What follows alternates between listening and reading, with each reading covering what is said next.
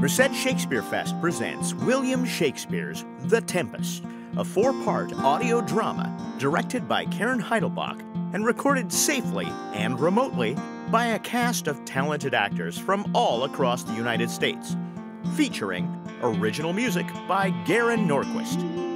And now, Merced Shakespeare Fest presents The Tempest.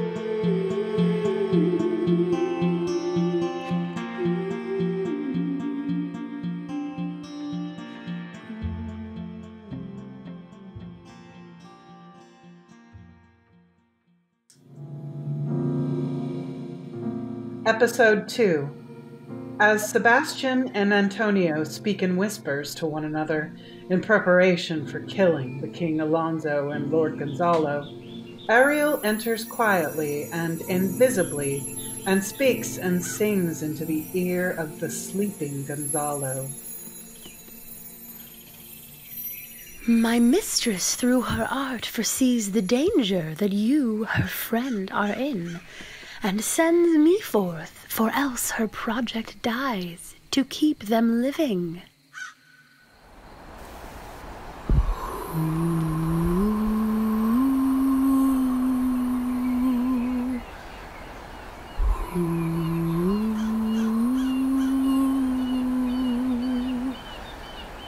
While you here do snoring lie, open-eyed conspiracy his time doth take. If of life you keep a care, shake off slumber and beware. Awake, awake.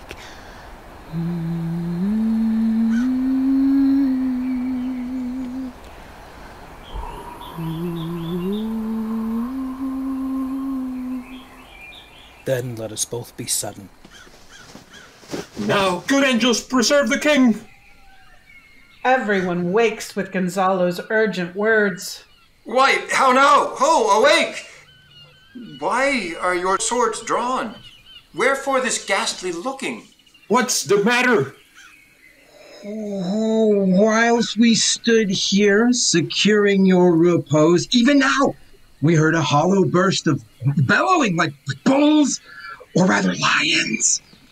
Did it not wake you? It struck mine ear most terribly. I heard nothing. Oh, 'twas a din to fright a monster's ear, to make an earthquake. Sure, it was the roar of a whole herd of lions. Heard you this, Gonzalo? Upon mine honor, sir, I heard a humming, and a strange one too, which did awake me. I shake you, sir, and cried. As mine eyes opened, I saw their weapons drawn. There was a noise, that's verily. 'Tis best we stand upon our guard, or that we quit this place. Let's draw our weapons. Lead off this ground, and let's make further search for my poor Ferdinand. Heavens keep him from these beasts, for he is, sure, in the island. Lead away. Prospera, my lady, shall know what I have done. So, King, go safely on to seek thy son.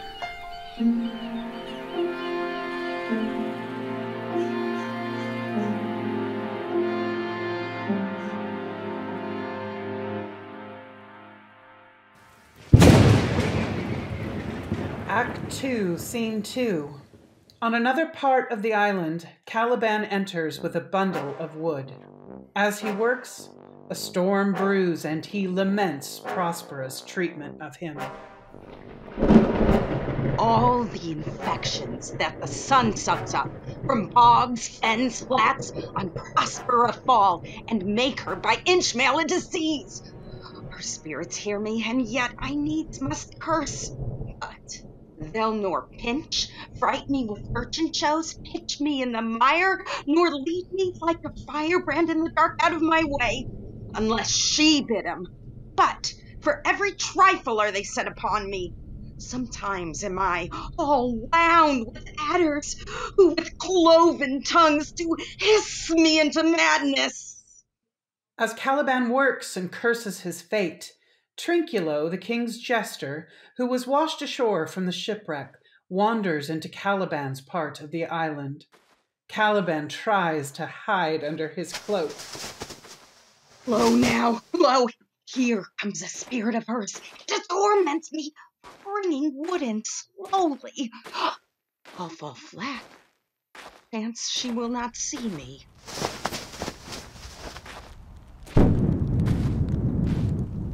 Here's neither bush nor shrub to bear off any weather at all. And another storm brewing. I hear it sing in the wind. Yon same black cloud, yond huge one, looks like a foul bombard that would shed his liquor. If it should thunder as it did before, I know not where to hide my head. Yon same cloud cannot choose but fall by pailfuls. Trinculo sees Caliban's cloak, smells Caliban, but does not understand him to be a living creature. What have we here? A man or a fish?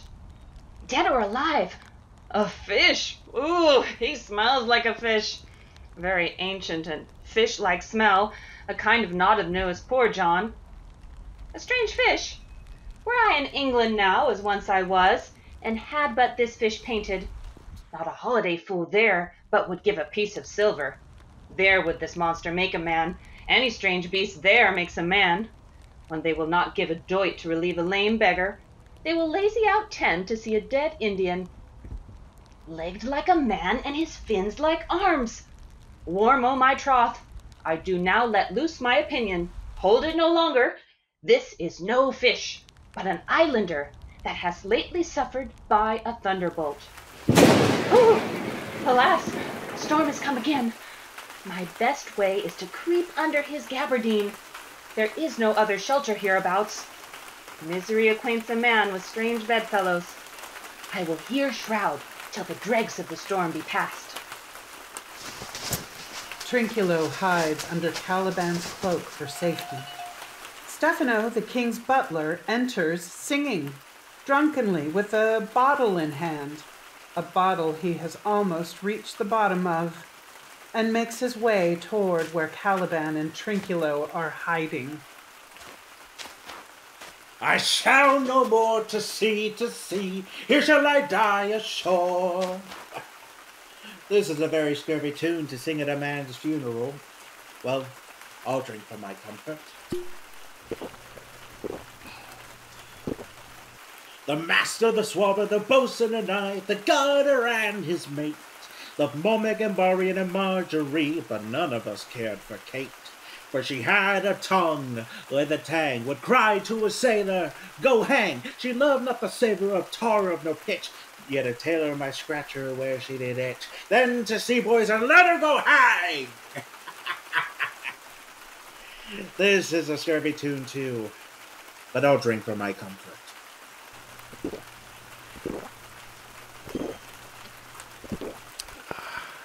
Do not torment me. Oh. What's the matter? Have we devils here? Do you put tricks upon us with savages? Huh? I have not escaped drowning to be afeard now of your 4 legs. For it hath been said, as proper a man as ever went on 4 legs cannot make him give ground. And it shall be said so again while Stefano breathes at nostrils. The spirit torments me. Oh. This is some monster of the isle with 4 legs, who hath got, as I take it, an ague. Where the devil should he learn our language? I will give him some relief, if it be but for that. If I can recover him and keep him tame and get to Naples with him, he's a present for any emperor that ever trod on neat's leather. Do not torment me, prithee. I'll bring my wood home faster. He's in his fit now, and does not talk after the wisest. He shall taste of my bottle. If he have never drunk wine afore, we'll go near to remove his fit. If I can recover him and keep him tame, I will not take too much for him. He shall pay for him that hath him, and that soundly. Thou dost me yet but little hurt. Thou wilt anon. I know it, thy trembling. Now, Prospera works upon thee. Come on your ways. Open your mouth. Here is that would give language to you, cat. Open your mouth. This will shake your Shakespeare. I can tell you, and that soundly. You cannot tell who's your friend. Open your chaps again. I should know that voice. It should be... But he is drowned, and these are devils. Oh, defend me! 4 legs and 2 voices. A most delicate monster. His forward voice is to speak well of his friend. His backward voice is to utter foul speeches and to detract. If all the wine in my bottle will recover him, I will heal his ague. Come, amen. I will pour some in thy other mouth. Stefano! Doth thy other mouth call me? Mercy, mercy, this is a devil and no monster. Stefano, if thou beest Stefano, touch me and speak to me. For I am Trinculo. Be not afraid, thy good friend Trinculo. If thou beest Trinculo, come forth. I'll pull thee by thy lesser legs. If any be Trinculo's legs, these are they. Thou art very Trinculo indeed. How camest thou to be the siege of this moon calf? I took him to be killed with a thunderstroke. But art thou not drowned, Stefano? I hope now thou art drowned. Is the storm overblown? I hid me under the dead mooncalf's gabardine, for fear of the storm. And art thou living, Stefano? Oh, Stefano! 2 Neapolitans escaped. Prithee, do not turn me about. My stomach is not constant. These be fine things, and if they be not sprite, that's a brave god and bears celestial liquor. I will kneel to him. How didst thou escape? And how camest thou hither? Swear by this bottle how thou camest hither. I escaped upon a sack which the sailors heaved overboard by this bottle, which I made of the bark of a tree with mine own hands since I was cast ashore. I'll swear upon that bottle to be thy true subject, for thy liquor is not earthly. Here, swear then how thou escapest. Swum ashore, man, like a duck. I can swim like a duck, I'll be sworn. Here, kiss the book. Though thou canst swim like a duck, thou art made like a goose. Oh, Stefano, hast any more of this? The whole butt, friend. My cellar is in a rock by the seaside, where my wine is hid. How now, moon calf? How does thine augue? Hast thou not dropped from heaven? Out of the moon, I do assure thee. I was the man of the moon when time was. I have seen thee in her, and I do adore thee. My mistress showed me thee, thy dog, and thy bush. Come, swear to that. Kiss the book. I will furnish it anon with new content, swear.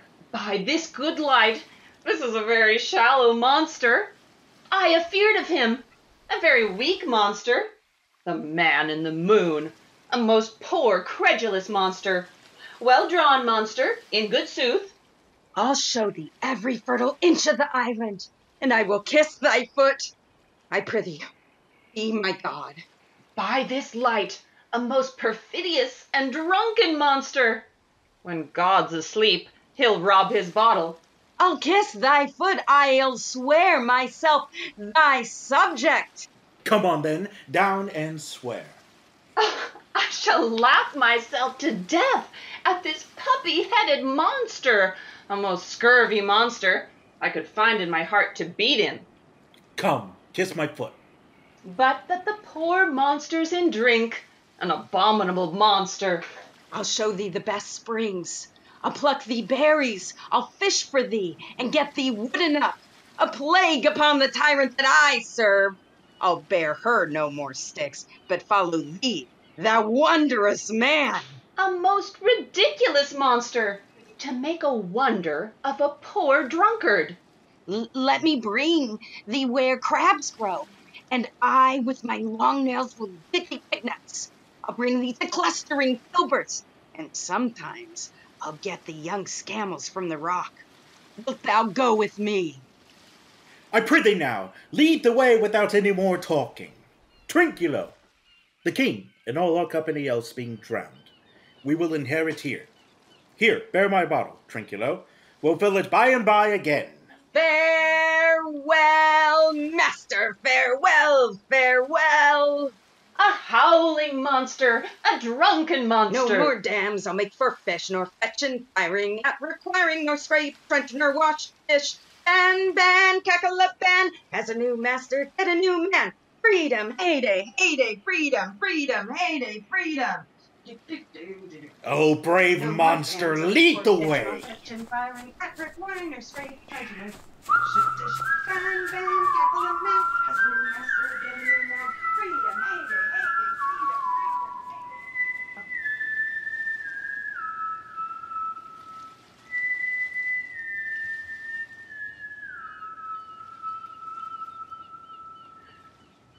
Act 3, Scene 1.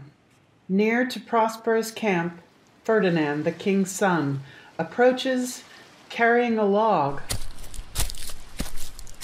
There be some sports are painful, and their labor delight in them sets off. Some kinds of baseness are nobly undergone, and most poor matters point to rich ends. This, my mean task, would be as heavy to me as odious, but the mistress which I serve quickens what's dead, and makes my labors pleasures. Oh, she is 10 times more gentle than her mother's crabbed, and she's composed of harshness. I must remove some thousands of these logs and pile them up upon a sore injunction. My sweet mistress weeps when she sees me work. These sweet thoughts do even refresh my labors. Most busy lest when I do it. Miranda approaches from a distance to speak with Ferdinand. Unseen by both Miranda and Ferdinand, Prospera observes them together. Alas, now pray you, work not so hard. Pray set it down and rest you. When this burns, 'twill weep for having wearied you. My mother is hard at study. Pray now, rest yourself. Be safe for these 3 hours. Oh, most dear mistress, the sun will set before I shall discharge what I must strive to do. If you'll sit down, I'll bear your logs the while. Pray, give me that. I'll carry it to the pile. No, precious creature. I had rather crack my sinews, break my back, than you should such dishonor undergo while I sit lazy by. It would become me as well as it does you, and I should do it with much more ease, for my good will is to it, and yours is against. Poor worm, thou art infected. This visitation shows it. You look wearily. No, noble mistress, 'tis fresh morning with me when you are by at night.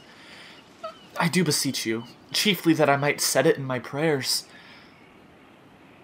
What is your name? Miranda. Oh, my dear mother, I have broke your so. I admired Miranda. Indeed, the top of admiration, worth what's dearest to the world. Full many a lady I have eyed with best regard, and many a time the harmony of their tongues hath into bondage brought my too diligent ear. For several virtues have I liked several women. Never any with so fun soul, but some defect in her did quarrel with the noblest grace she owed, and put it to the foil. But you, oh you, so perfect and so peerless, are created of every creature's best. I do not know one of my sex. No woman's face remember, save from my glass mine own. Nor have I seen more that I may call men than you, good friend. But by my modesty, the jewel in my dower, I would not wish any companion in the world but you. Nor can I imagine form a shape besides yourself to like of. But I prattle something too wildly, and my mother's precepts I therein do forget. I am in my condition a prince, Miranda. I do think a king. Hear my soul speak. The very instant that I saw you, did my heart fly to your service. There resides, to make me slave to it, and for your sake am I this patient man. Do you love me? Oh, heaven, oh, earth, bear witness to this sound, and crown what I profess with kind event if I speak true. If hollowly invert what best is boded me to mischief, I beyond all limit of what else in the world do love, prize, honor you. I am a fool to weep at what I am glad of. Fair encounter of two most rare affections. heavens rain grace on that which breeds between them. Wherefore weep you? At mine unworthiness that dare not offer what I desire to give, and much less take what I shall die to want. But this is trifling, and all the more it seeks to hide itself, the bigger bulk it shows. Hence bashful cunning, and prompt me, plain and holy innocence. I am your wife if you will marry me. If not, I'll die your maid. To be your fellow, you may deny me, but I'll be your servant whether you will or no. My mistress dearest, and I thus humble ever. My husband, then. Aye, with a heart as willing as bondage heir of freedom. Here's my hand. And mine, with my heart in it. And now farewell, till half an hour hence. 1,000,000. Ferdinand and Miranda exit separately. Prospera remains and in deep contemplation plots her next steps. So glad of this as they I cannot be, who are surprised withal, but my rejoicing at nothing can be more. I'll to my book, for yet ere supper time must I perform much business appertaining. Prospera hurriedly leaves to find her book of enchantments. End episode 2.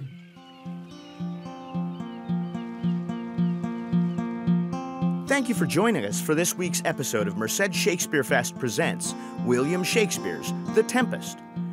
This week's episode featured Heike Hambley as Prospera, Rachel Battisti as Miranda, Krista Joy Serba as Ariel, Tracy Sprague as Caliban, Kyle Holman as Ferdinand, Travis Blansett as Stefano, Briston Jones as Trinculo, David Hambley as Alonso, Harker Hale as Sebastian, Sean Overton as Antonio, Alejandro Gutierrez as Gonzalo, and Karen Heidelbach as the narrator.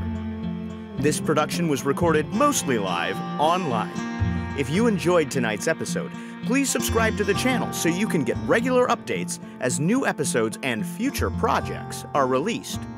You can find out more about Merced Shakespeare Fest and how you can support Shakespeare in the community at mercedshakespearefest.org or follow them on Facebook and Twitter. Merced Shakespeare Fest Presents is a production of the Phoenix Podcast Network. For more great arts-based podcasts, find us on Facebook, Instagram, and Twitter. That's all for this week, but join us next week as we find out what happens in Episode 3 of Merced Shakespeare Fest Presents The Tempest.